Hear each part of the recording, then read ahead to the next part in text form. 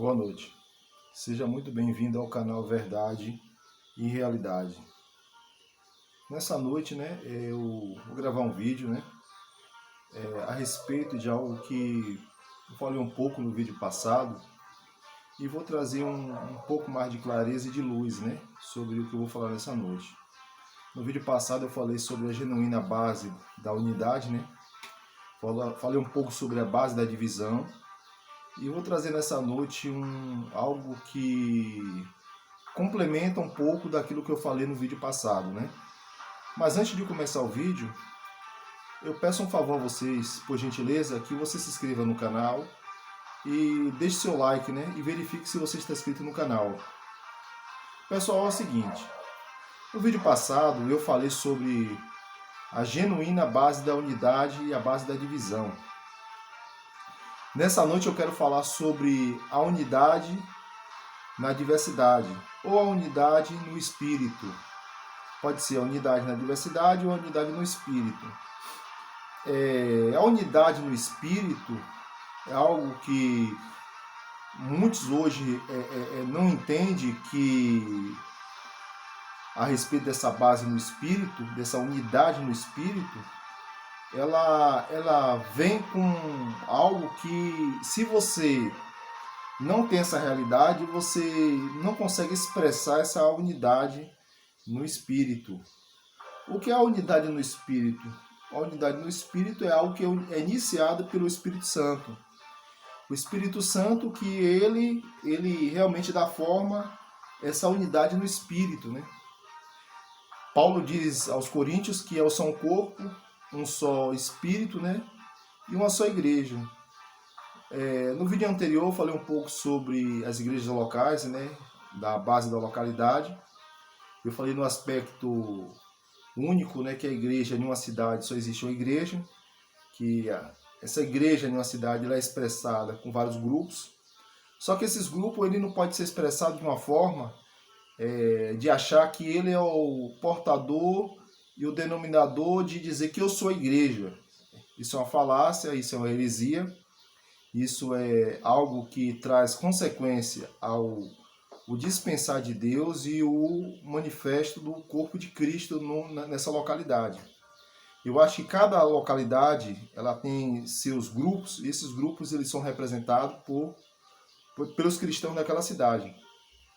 E os cristãos daquela cidade, ele expressa e dá um testemunho de unidade dentro dessa cidade.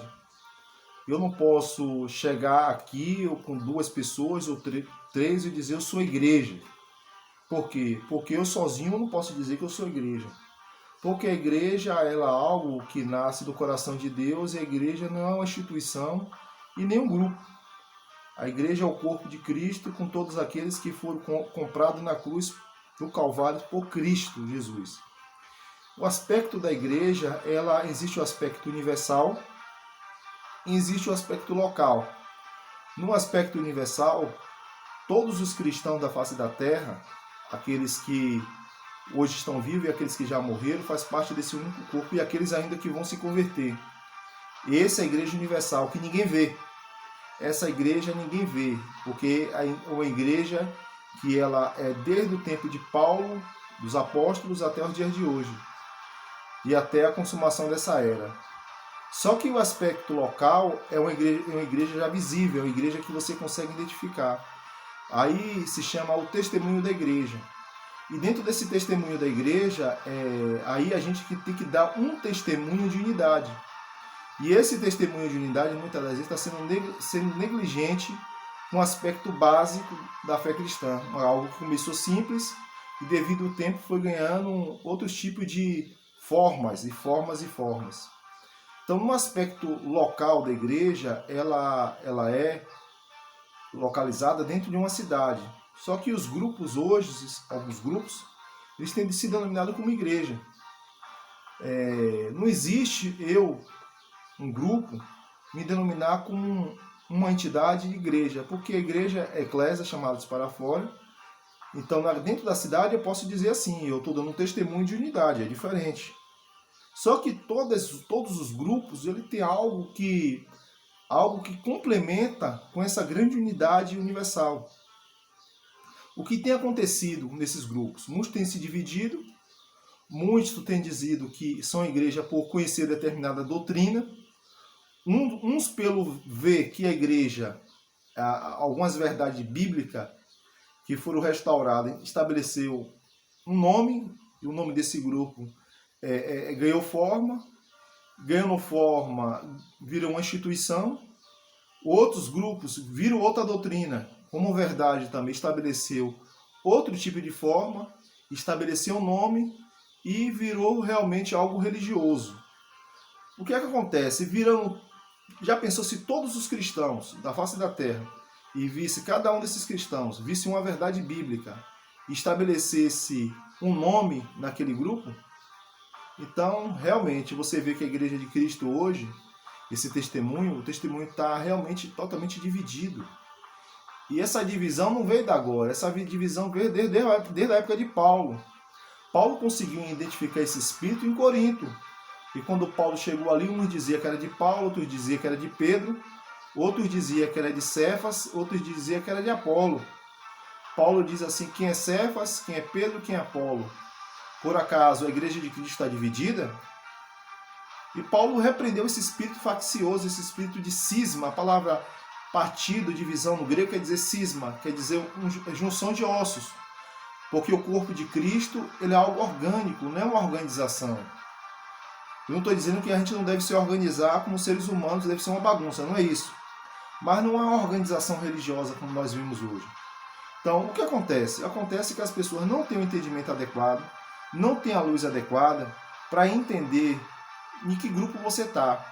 Se você está em um grupo que é restrito aos outros irmãos, isso se torna uma seita. Entendeu? É uma seita realmente restrita que quer controlar você dentro daquele grupo.